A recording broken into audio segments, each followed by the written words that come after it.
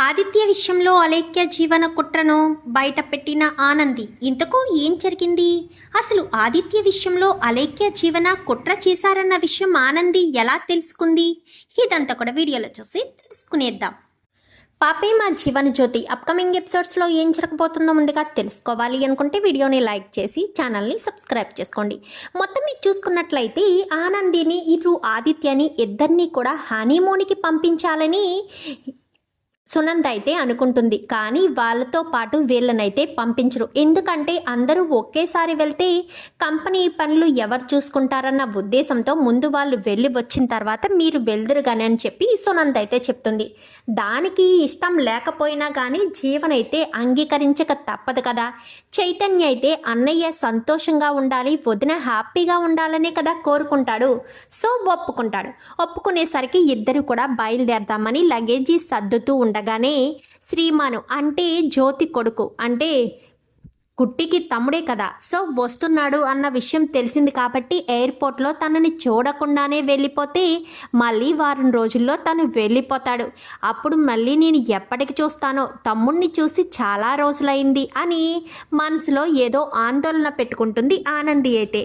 సరే అని ఇద్దరు కూడా ఏదో ఒకటి చేద్దాంలే, నువ్వు టెన్షన్ పడకు, ఎయిర్పోర్ట్లో తన ఫ్లైటు తొందరగా వచ్చినా మన ఫ్లైటు డిలే అయినా కలిసే అవకాశం ఉంటుంది అని చెప్పి ఇంకా ఆదిత్య అయితే చెప్తాడు. బయలుదేరతారు. బయలుదేరితే జీవన తన మనసు ఒప్పుకోదు కదా. జీవన ఇటు అలేఖ్య ఇద్దరూ కలిసి ఏదో రకంగా వాళ్ళని హనీమూన్కి వెళ్ళనివ్వకుండా ఆపాలని ప్లాన్ చేయమని చెప్తుంది. ఎందుకంటే అలేఖ్య శ్రీను దగ్గర ఉంది కాబట్టి ఇంట్లో ఎలాంటి ప్లాను చేయలేదు. జీవన మాత్రమే ప్లాన్ చేయాలి.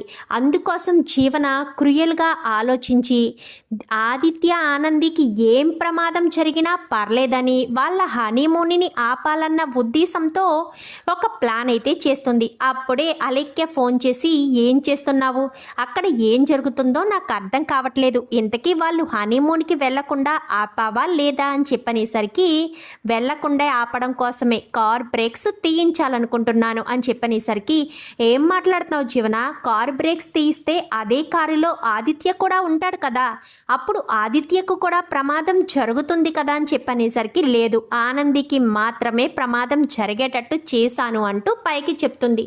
ఆదిత్య అలేఖ్యను ప్రేమించినా కానీ జీవనకు మాత్రం ఇద్దరి మీద కక్ష ఉంటుంది కదా, సో వాళ్ళిద్దరినీ అడ్డు తొలగించుకోవాలన్న ఉద్దేశంతో ఈ రకంగా ప్లాన్ చేసి మొత్తానికైతే మెకానిక్ని పిలిపించి మరీ బ్రేక్ వైర్స్ తీయించేస్తుంది.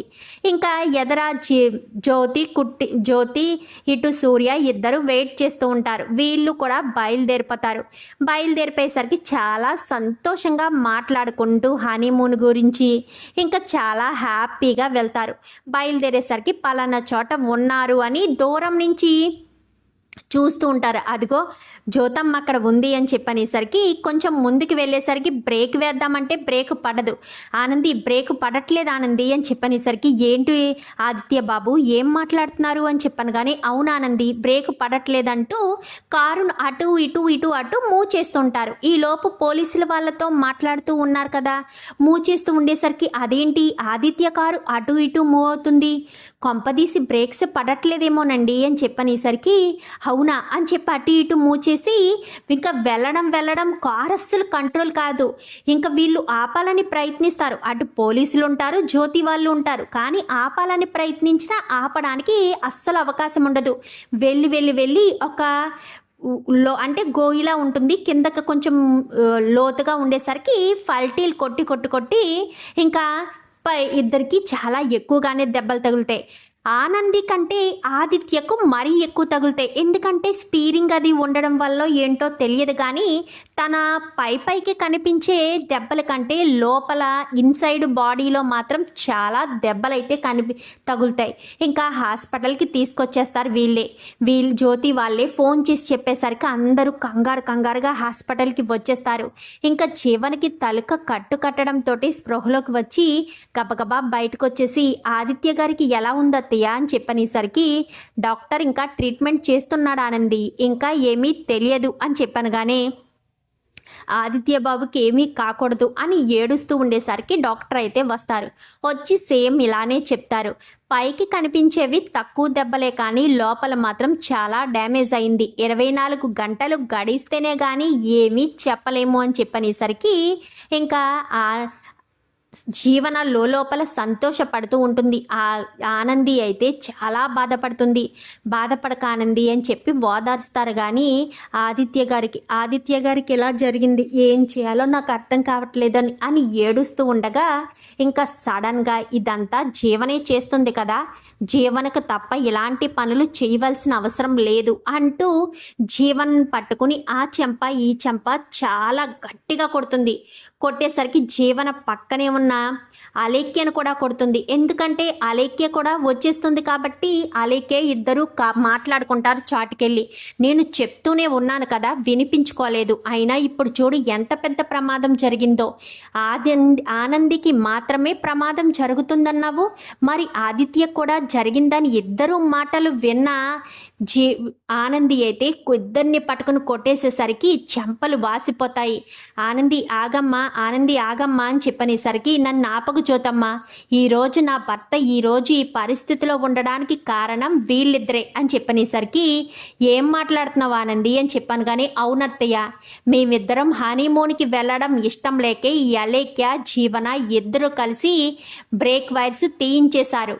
అలేఖ్య ఏం చేసిందో తెలియదు కానీ జీవనే ఇంటి దగ్గర ఉంది కాబట్టి జీవనే ఇదంతా చేసింది అంటూ మాట్లాడేసరికి ఒక్కసారిగా షాక్ అయిపోతుంది సునంద.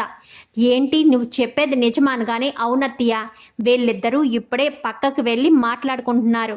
ఇలా చేస్తే ఆదిత్యకు దెబ్బలు తగులుతాయి అని చెప్పాను కదా, వద్దు అని నేను చెప్తున్నా వినలేదు అంటూ అలేఖ్య ఆనంది జీవనతో మాట్లాడుతుంది అని చెప్పి ఇద్దరు పీకలు పట్టుకునేసరికి ఆనంది వదిలిపెట్టానంది అనగానే, నిజం చెప్పండి అనగానే, అవునానంది, నీకును ఆదిత్య ఇద్దరు కూడా హనీమూన్కి వెళ్ళడం ఇష్టం లేదు.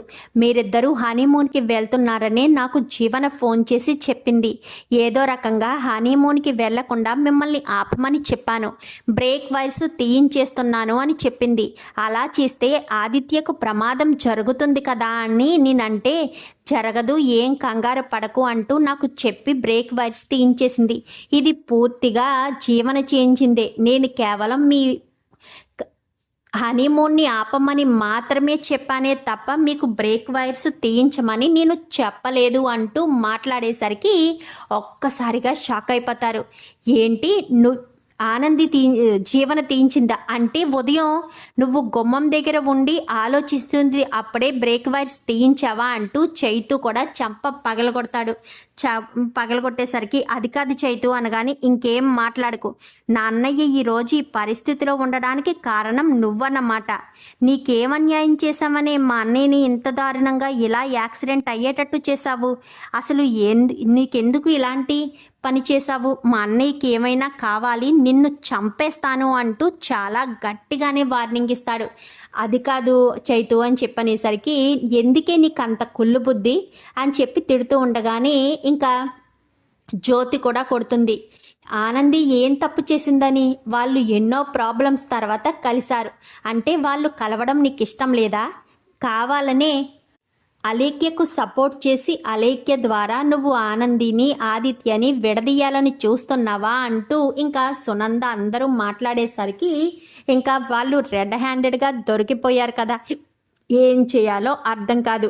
ఇంకా ఆనంది కాస్త పరుగున ఏడ్చుకుంటూ లోపలికి వెళ్తుంది. వెళ్ళేసరికి ఆదిత్య బాబు అంటూ తెగ ఏడుస్తూ ఉంటుంది.